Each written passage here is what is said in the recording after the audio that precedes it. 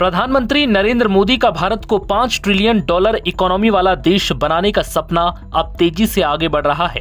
ऐसा हम इसलिए कह रहे हैं क्योंकि भारत अब जापान को पीछे छोड़ दुनिया की चौथी सबसे बड़ी अर्थव्यवस्था वाला देश बन गया है। भारत ने $4 ट्रिलियन इकोनॉमी के लक्ष्य को हासिल कर लिया है। IMF यानी इंटरनेशनल मॉनेटरी फंड ने अपने लेटेस्ट डेटा में इस बात की पुष्टि की है। अब भारत से सिर्फ 3 देश अमेरिका, चीन और जर्मनी ही आगे हैं।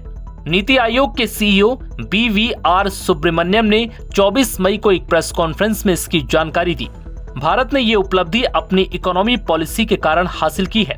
वहीं टॉप 10 बड़े अर्थव्यवस्था वाले देशों की बात करें तो पहले नंबर पर अमेरिका, दूसरे पर चीन, तीसरे पर जर्मनी, चौथे पर भारत, 5वें पर जापान, 6ठे पर ब्रिटेन, 7वें पर फ्रांस, 8वें पर इटली, 9वें नंबर पर कनाडा और 10वें नंबर पर ब्राजील है।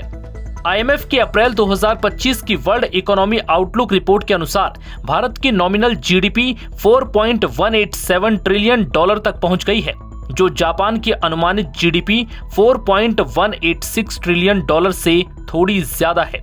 IMF यानी इंटरनेशनल मॉनेटरी फंड के आंकड़ों का हवाला देते हुए सुब्रमण्यम ने कहा कि हम चौथी सबसे बड़ी अर्थव्यवस्था हैं। हम $4 ट्रिलियन की अर्थव्यवस्था हैं। आज भारत जापान से बड़ा है। I think the country is at a takeoff stage where it can grow very, very rapidly, as has been done by many countries in the past. So this was the context. Given this, as well as the demographic dividend that India is actually blessed with for the next 20-25 years, that we can grow rapidly, the Prime Minister gave a call that all states to prepare a vision document at their level. And this is already visible in the growth of India. We are the 4th largest economy as I speak. We are a $4 trillion economy as I speak. And this is not my data, this is IMF data. India today is larger than Japan. So it's only the United States, China and Germany which are larger. And if we stick to what is being planned, what is being thought through, it's a matter of another 2.5 to 3 years, we would become the 3rd largest economy. And in this, the reason for the Prime Minister giving this call is this is a long haul and we have to do it for about 25 years. बता दें कि IMF के अनुमान के अनुसार 2025 में Japan की GDP growth rate केवल 0.3% रहने की उम्मीद है, जो भारत की 6.5% की तुलना में बहुत कम है।